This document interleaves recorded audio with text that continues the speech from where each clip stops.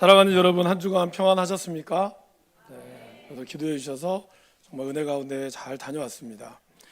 지난주부터 로마서의 말씀으로 제가 말씀을 전했습니다. 사도 바울은 자신이 세우지도 않았고 그리고 한 번도 가보지도 않았던 로마 교회의 인사를 통해 자기를 소개했습니다. 그러면서 자신을 예수 그리스도의 종이다 라고 했습니다. 그러니까 노예라는 뜻이죠. 노예라고 하는 것은 그 당시에 매우 수치스러운 자리라고 말씀을 드렸습니다. 그래서 사람들은 될 수 있으면 자신이 노예라고 하는 사실을 잘 알리고 싶지 않았습니다. 그러나 바울은 기꺼이 가장 첫 소개에 자신이 예수 그리스도의 종, 노예라는 사실을 당당히 밝힙니다. 이것은 사도 바울이 자기가 직접 이 예수 그리스도의 종이 되기로 결심했다는 뜻이 되기도 합니다. 왜냐하면 하나님은 우리에게 노예가 되라고 말씀하지 않으셨기 때문이죠.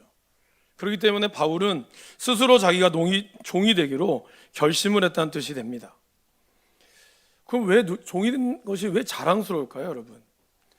여기서 우리는 출애굽기 21장에 종에 관한 법을 한번 살펴봤으면 좋겠습니다. 출애굽기 21장에는 종에 대한, 노예에 대한 내용이 나옵니다. 히브리 노예가 어떤 이유로 인하여 그 노예로 팔리게 됐을 때, 노예가 되었을 때 6년 동안은 그 주인을 위해서 일을 하다가 7년째 자유롭게 놓아줍니다. 그런데 만약에 이 종이 그 사이에 그 종된 상태에서 결혼을 했다면 그는 7년이 된 상태에서 자기의 아내를 데리고 나갈 수가 있습니다. 근데 만약에 주인이 이 종이 마음에 들어서 자기 집에 있는 또 여종을 중매를 서서 결혼을 하잖아요. 결혼해서 아이를 낳으면 나중에 7년이 되는 해에는 이 아이와 아내를 데리고 나갈 수가 없습니다. 왜냐하면 이 아내와 아이는 주인의 것이 되기 때문입니다. 그렇다면 이 종은 7년이 지난 후에 선택을 해야겠죠. 내가 자유롭게 살 것인가, 아니면 내가 사랑하는 아내와 자녀를 위해서 나는 자유인이 포기될 것인가. 여기 계신 남자 성도님들 같으라면 어떻게 하시겠습니까? 자유를 선택하시겠습니까? 네. 화면에 안 나온 거를 참 감사함으로. 그래서 출애굽기 이렇게 나와 있어요. 내가 사랑하노라, 사랑하기 때문에 내가 내 자녀와 아내를 떠날 수 없노라 하면 상전이 그 종을 데리고 대제사장에게로 갑니다. 그러면서 이 사람에게 귀를 뚫죠. 그러면서 이 사람은 평생 그 상전의 종이 되는 것입니다. 여러분, 8년 와서 종이 되었거나 간에 아니면 7년 후에 그가 종이 되었던 간에 종의 신분은 변함이 없어요. 그러나 전혀 다르죠. 뭘까요? 이전의 종은 어쩔 수 없는 종이었다면 이제 종은 내가 기꺼이 선택해서 받은 종이었다라는 겁니다. 그러면 이런 사람은 자기의 종됨이 자랑스러울까요? 자랑스럽지 않을까요? 자랑스러울 수밖에 없다라는 겁니다. 왜? 나는 기꺼이 자유인이 될 수 있지만 나의 사랑하는 가족을 위하여 내가 종됨을 선택했기 때문입니다.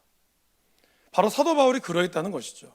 사도 바울은 학력과 그리고 그가 가지고 있는 신분으로 인해서 얼마든지 그는 많은 것을 누릴 수 있었지만 하나님의 진짜 사랑, 자기를 위하여 못 박히신 십자가 사랑을 경험한 후에는 그가 기꺼이 예수 그리스도의 사랑의 노예가 되기로 선택했다라는 것입니다.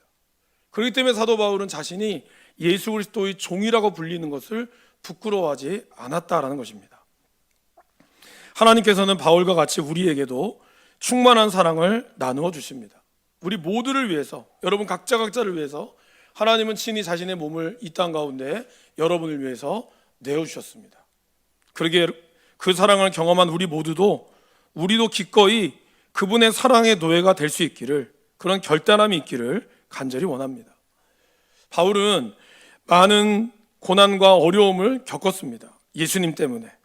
그렇지만 사랑의 노예가 되어서 그의 사랑과 그의 삶의 방향이 완전히 바뀌었지만 그러한 고난 가운데서도 오히려 자신이 복음을 전하는 곳이라면 자신의 생명조차 조금 더 귀한 것으로 여기지 않았다라고 고백하고 있습니다. 그럼 여러분, 바울이 그렇게 자신의 생명을 예수님 때문에 살아가는 것을 조금 더 귀하게 여기지 않았다고 말할 수 있는 이유는 뭘까요? 물론 그거는 하나님의 사랑이죠. 근데 그 사랑에 어떤 마음을 지녔기 때문일까요? 빚진 마음을 지녔기 때문이다라는 것입니다. 소확행이란 말을 여러분 한 번쯤은 들어보셨을 것입니다. 작지만 확실한 행복이라고 하는 뜻으로 원래 일본 작가의 소설에서 단편 소설에서 나왔던 단어입니다. 이것이 2018년도에 소비트렌드, 지난주에 소개시켜드렸던 김난도 교수와 그 서울대 소비팀들이 만들었던 팀에서 2018년도에 키워드가 소확행이라는 키워드가 나왔었어요. 그로 인하여 그 당시에 검색어 1위로 차지할 정도로 사람들이 소확행에 대한 관심이 엄청 많아졌죠. 2026년 시간이 흘러가면서 소확행이라는 단어 대신에 그 의미가 확장이 되면서 일과 삶의 균형을 뜻하는 워라밸, 그리고 가격 대비 마음의 만족을 추구하는 가성비가 아니라 가심비, 이런 것들이 유행했어요. 2026년도에는 뭐가 유행할까요, 여러분? 소비 트렌드에 보면은 감정을 뜻하는 필, 그리고 경제를 뜻하는 이코노미, 이 두 개가 합쳐져서 필코노미가 앞으로 유행할 것이다라고 얘기합니다. 그게 무슨 말이냐면 내 기분에 따라서 나의 어떤 뭐 몇백만 원짜리의 핸드백도 아까워하지 않고, 그리고 아주 뭐 1,000원짜리 밥을 먹어도 만족할 수 있는, 그러니까 자기 어떤 기분에 따라서 가게 된다라는 것이죠. 그래서 그런 것들을 우리가 보면서 우리 세대들이 참 굉장히 개인적이다, 그리고 굉장히 어떻게 보면은 뭐 좀 이상할 수 있다라고 얘기할 수 있죠. 시대의 흐름이기도 하고요. 근데 이것이 단순히 이렇게 나온 것만은 아니라는 또 다른 어떤 그 이야기를 제가 사실은 듣게 되었습니다. 이번 기도 주간에 저희 한 30명이 되는 목회자들과 함께 또 같이 기도도 하고, 그리고 세미나를 하면서 그 중에 한 서울대학교에 있는 조동준 교수님이라는 분이 오셨습니다. 이분은 서울대학교 정치외교학부 교수님이시고 한반도 평화연구소 원장이십니다. 그래서 민주주의와 국제관계라고 하는 주제를 가지고 저희들과 이야기를 나눴습니다. 그러니까 민주주의와 국제관계가 어떻게 이런 것들이 있느냐, 지금의 시대가 어떠한 거냐, 이러한 이야기를 나누면서 교수님이 했던 내용 중에 가장 기억에 남는, 제 마음에 남는 내용은 바로 세월호 사건에 관한 이야기입니다. 세월호 사건은 아주 오래전에 2014년도에 일어났었죠. 세월호 사건이 터지고 난 후에 교수님들이 이제 그렇게 터지고 나서 교수님들이 그런 얘기를 하셨대요. 앞으로 그 다음 해에 대학원의 진학률이 떨어질 것이다. 정말 그럴까요? 근데 정말 서울대학교 대학원의 진학률이 그렇게 예전만큼 많지 않았다라고 합니다. 그럼 그 이유가 뭘까요, 여러분? 이 세월호 사건을 경험한 뭐 유가족들이 있어서 그런 걸까요? 그것이 아니에요. 사회적인 상처가 남으면 내가 죽을지도 모른다는 불안감이 직간접적으로 오기 때문에 사람들은 장기 투자를 하지 않는다라는 겁니다. 근데 여러분, 그런 현상이 어디서 더 두드러질까요? 바로 사춘기를 겪기 전에 아이들에게 두드러진다라는 겁니다. 세월호 사건이 일어나서 10년이 지났습니다. 지금 대학생들, 지금 20대 21살, 20살의 대학생 애들 어떨까요? 바로 이와 같은 마음에 있다라는 거예요. 우리들은 아무 생각 없이 애들 젊은 씀씀이가 너무 크다, 저도 그렇게만 생각했거든요. 물론 그런 아이들도 물론 있죠. 그러나 그것을 큰 뉴스를 통해서 경험하고 접해보면서 아이들은 불안감을 느낀답니다. 여러분들은 알지 못하고 우리는 알지 못하지만 그 아이의 심리 속에 있어서 이 아이들의 마음이 어떤 거냐면, 당장의 공부를 더 하는 것보다, 장기적인 투자를 하는 것보다 내가 지금 있는 이곳에서 써야 된다라는 게 강하다는 거예요. 그래서 업계에서는 이러한 불안한 심리를 이용해서 마케팅으로 지금 활용하고 있다라는 것이죠. 여러분, 제가 나눠드렸던 소확행, 필코노미, 워라벨, 이런 거는 미래의 투자가 아니라 지금 당장이 중요하다라는 것이 핵심이에요. 지금 당장 너희의 마음이 끌리는 대로 여행을 가라, 빚을 내서라도 가라, 다시는 기회가 없다, 젊음이 좋다, 나쁘다는 게 아닙니다. 단순히 그러한 성향의 문제가 아니라 그 안에는, 그 이면에는 지금 내 인생이 과연 나의 미래가 있을까라고 하는 두려움이 살이 잡고 있다라는 거예요. 그렇기 때문에 장기적인 투자보다는 당장의 나의 일들을 감당하기를 원한다라는 겁니다. 세상이 나를 보호해주지 않는다는 불안감이 깃들여 있어서 우리 아이들은 어떨까요? 빚지고 싶지도 않고 믿지고 살고 싶지도 않은 거예요. 그래서 사람들한테 요즘 아이들은 뭐 결혼부터 시작해서 어떻습니까? 다 무조건 반반으로 나누려고 하죠. 예전에 결혼은 뭐 남자가 집을 해오면 여자분은 뭐 혼수를 준비해 왔는데 지금의 결혼 풍속은 사실 거의 다릅니다. 반반. 심지어는 데이트할 때도 뭐 남자가 무슨 영화를 보여줬다면 여자가 밥을 사고, 그것이 안 되면 그냥 둘 다 반반 합니다. 모임이 다 끝나고 나면은 카톡이 한번 올라오죠. 이번에 뭐 20만 원이 나왔습니다. 20명이니까 10,000원씩 계좌에 넣어주세요. n분의 1. 카톡에 보면 n분의 1로 계산할 수 있는 그런 것도 다 있습니다. 여러분들은 이해가 안 되시죠? 뭐 어른이 좀 대접하고 내가 쏠게 이런 것이 문화였는데 지금의 우리 아이들은 그렇지 않다는 거예요. 그 말은 쿨하다기보다 쿨한 것도 있지만 한편으로는 빚지고 싶지 않은 거예요. 그러면서 또 하나는 미치고 싶지도 않은 거예요. 다른 사람한테 빚을 지면 내 빚을 누가 갚아줄까? 나라가 갚아줄까? 아니라는 거예요.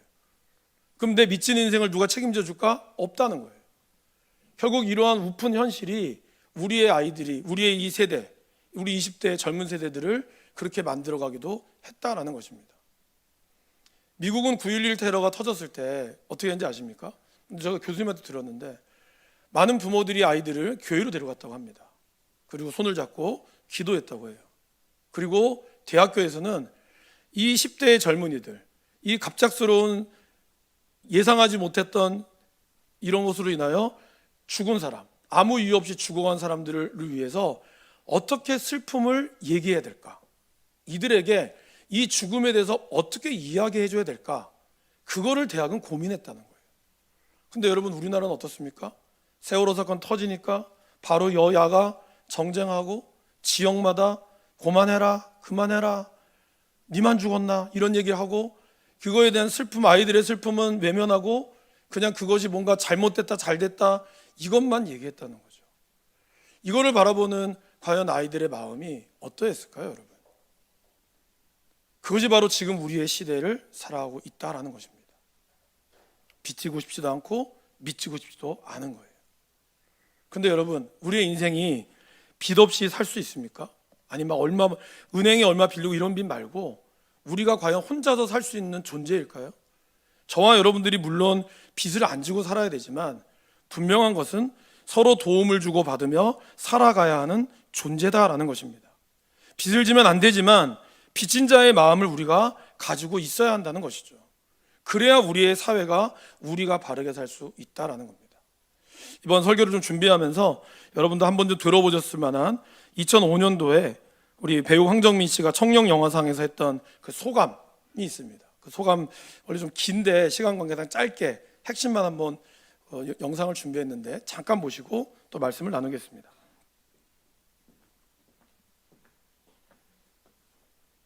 감사합니다.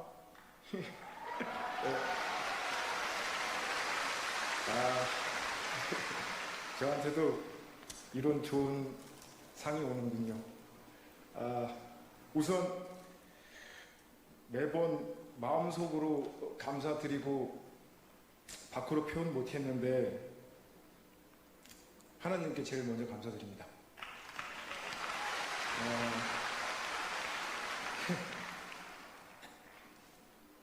솔직히 저는 항상 사람들한테 그래요. 일개 배우 나부랭이라고. 왜냐하면 60여 명 정도 되는 스태프들과 배우들이 이렇게 멋진 밥상을 이렇게 차려놔요. 그럼 저는 그냥 맛있게 먹기만 하면 되는 거거든요.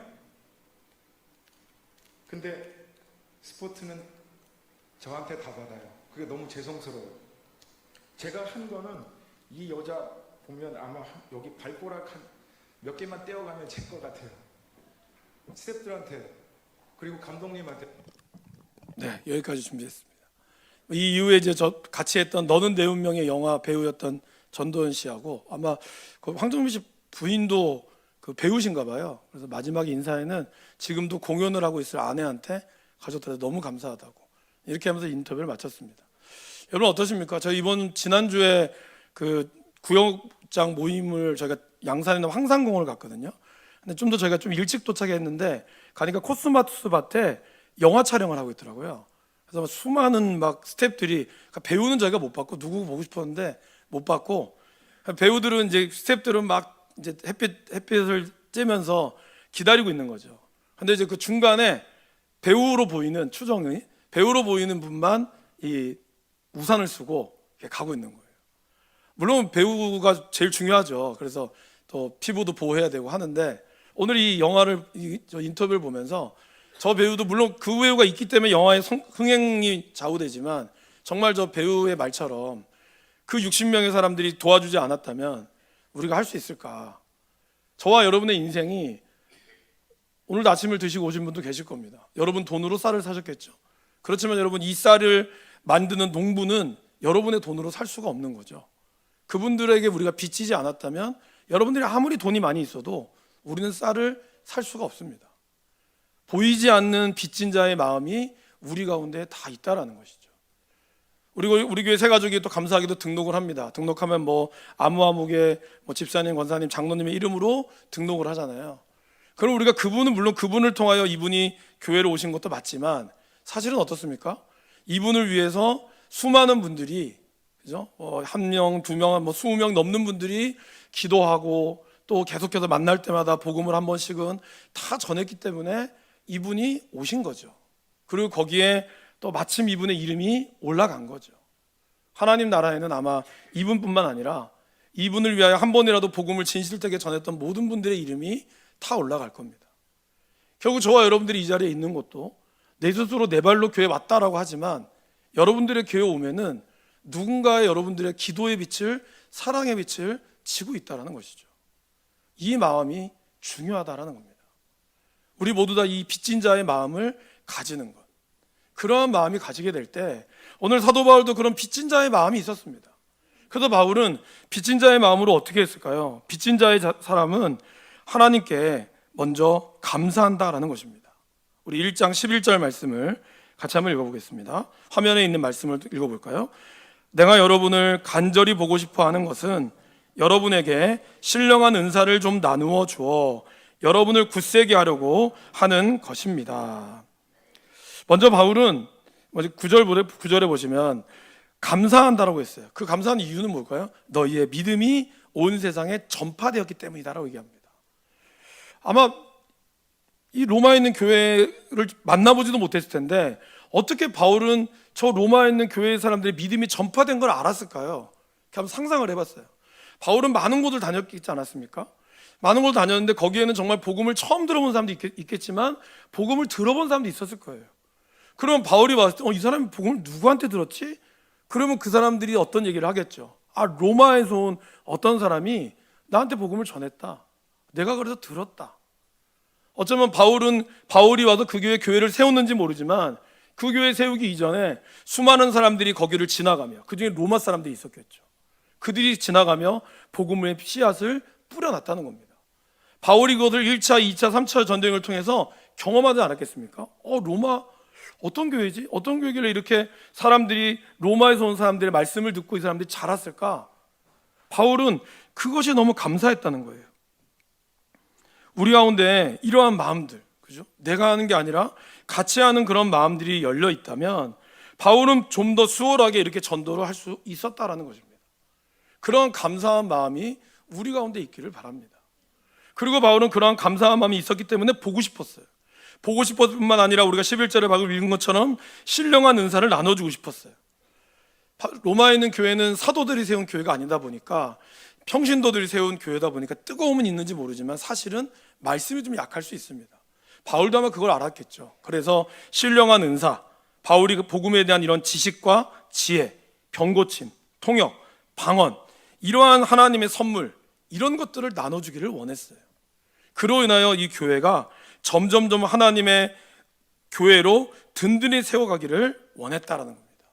바로 바울은 그들에게 대한 빚진 마음이 있었기 때문에 하나님에 대한 빚진 마음이 그렇게 사람들을 세워가기를 원했다라는 것입니다.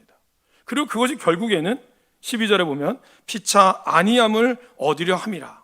결국에는 서로 위로가 된다는 겁니다. 여러분 우리가 어떻습니까? 함께 은혜를 나눌 때 여러분이 선교회를 나누든 구역으로 나누든 또 제가 1대1이나 목조 이끄는 삶을 통하여 듣는 것 말씀 중에 하나는 자기의 삶을 오픈하고 그래서 같이 울기도 하고 같이 안타까워하는 이 모습을 통해서 하나님의 인도하심, 하나님 위로하심을 경험하는 거예요. 자기의 속마음을 이야기하고 그 속마음을 가지고 같이 나눌 때 그 가운데 하나님의 인도하심을 경험하는 거예요. 제가 뭐 탁월하게 말씀을 가르쳐서가 아닙니다. 저는 그냥 쉽게 말하면 판을 깔아주는 거고, 그래서 저 자신을 오픈하는 거고, 그러면 같이 하는 분들이 서로 오픈하면서 자기의 마음들이 나눠질 때, 그럴 때 하나님의 위로하심이 경험이 된다는 거죠. 바울도 그랬어요. 내가 신령한 은사를 내가 나누는 것만이 아니라 나도 빚을 졌고 그 마음을 서로 나눌 때 하나님의 위로가 있다라는 것을 알았다는 것이죠. 그래서 우리 안에, 우리 교회 안에, 우리의 모임 가운데 교제가 필요하고 말씀이 필요한 것입니다. 그렇지 않다면 여러분들이 굳이 이 자리에 나오실 필요가 없죠. 11시 되면은 기독교 TV에서 좋은 목사님 설교 들으시면 되잖아요. 굳이 이렇게 와서 화장도 해야 되고 시간도 내야 될 이유가 없다는 겁니다. 왜 하나님은 이 교회를 만드셨을까요? 바로 우리 안에 이러한 믿음을 가지고 있지만 서로 확인하는 과정, 믿음을 가진 사람들끼리 믿음의 교제를 나누며 하나님의 위로하심 속에 성장하고 성숙해지는 것이 필요하기 때문이다라는 겁니다. 바울은 그것을 빚지었기 때문에 아는 거예요. 자기를 위하여 헌신하신 바나바라든지 많은 사도들, 자기를 구출하기 위해서 했던 수많은 동역자들의 빚을 그는 지고 있었다라는 것입니다. 그런 빚진 자의 삶은 포기하지 않습니다. 그 빚을 갚을 때까지 그는 정말 최선을 다하죠. 오늘 바울이 로마 교회를 오기를 원했습니다. 13절에 보시면 여러 번 너희에게 가고자 하는 것을 너희가 모르기를 원하지 아니한다라고 얘기했습니다. 바울은 로마 교회를 몇 번이나 가기를 원했어요. 열매 맺기를 원했기 때문이죠.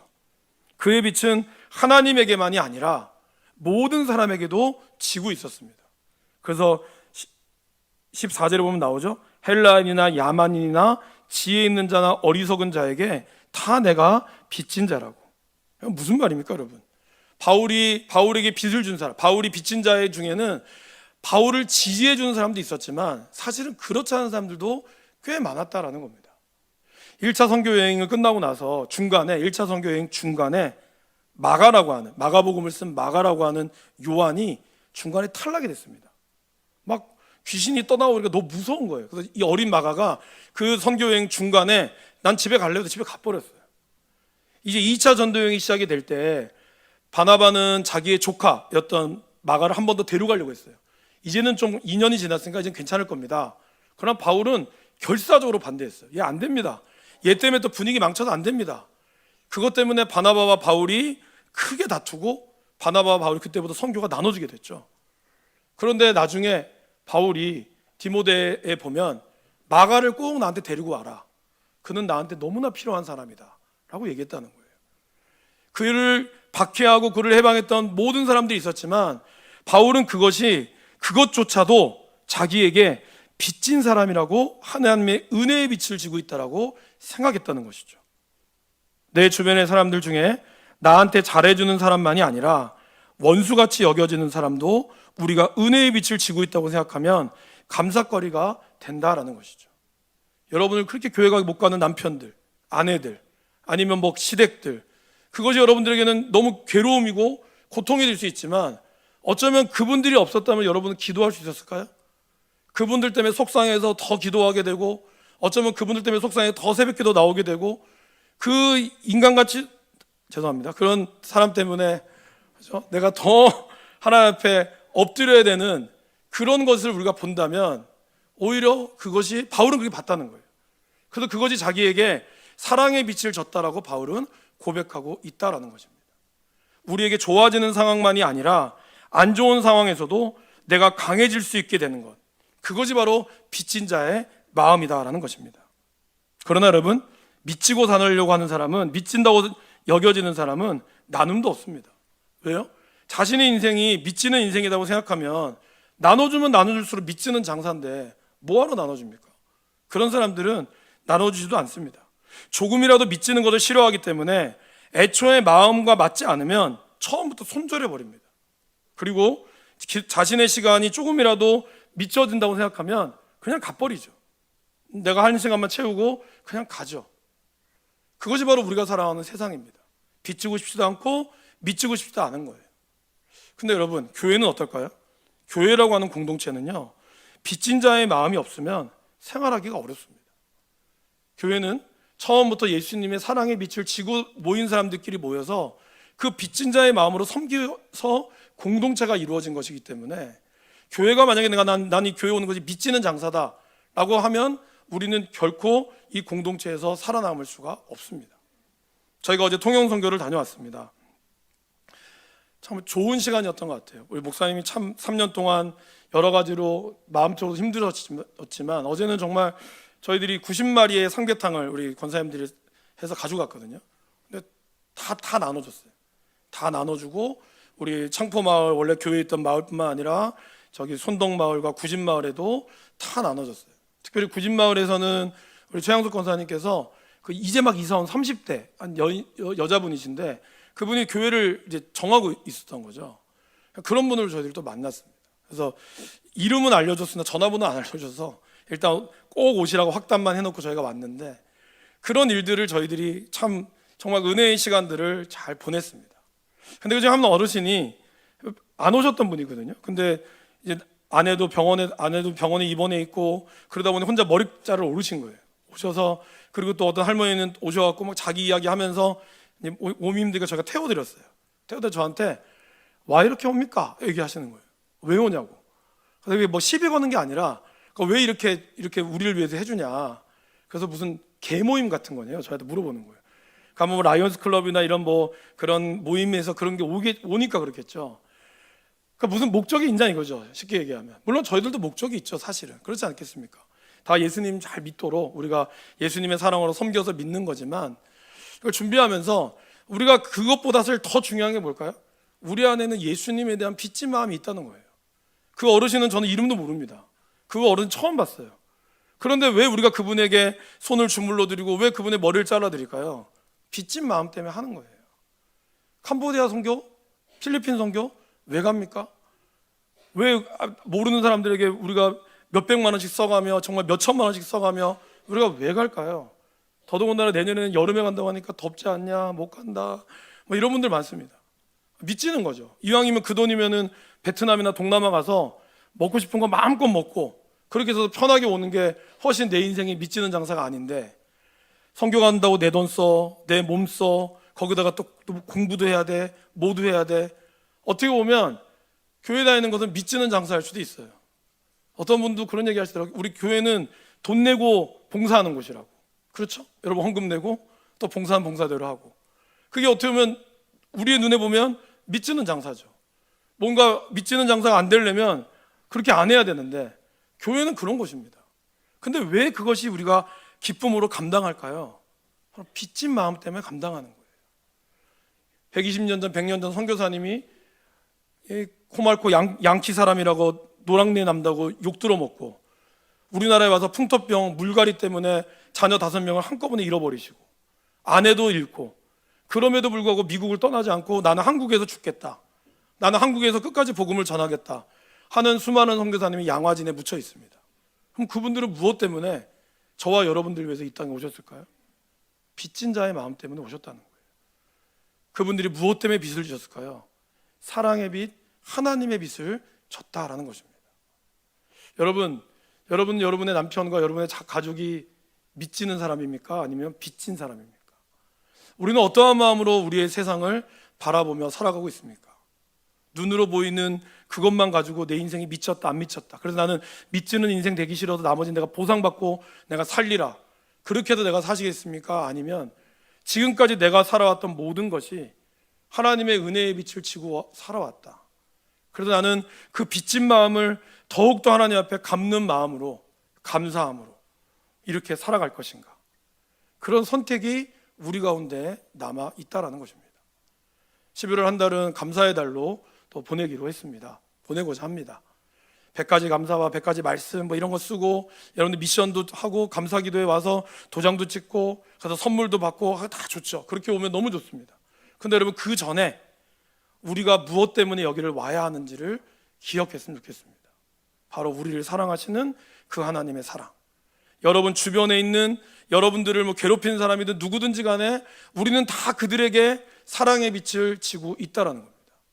그 빚진 마음으로 내가 우리의 시대를 바라본다면 단순히 저 사람이 원수 덩어리가 아니라 저 사람 또한 하나님이 주시는 귀한 기도의 마음이 될 수 있다는 것을 저는 믿습니다. 그 빚진 마음이 우리 가운데 있을 때 우리는 나중에 당장은 미치는 인생처럼 보여도 결국에는 그 인생이 미치는 인생이 아니라 가장 복된 인생이 될 줄 믿습니다. 사랑하는 여러분, 미친 자의 마음이 아니라 빚진 자의 마음으로 우리가 감사하는 마음으로 살아갈 수 있기를 간절히 축원합니다.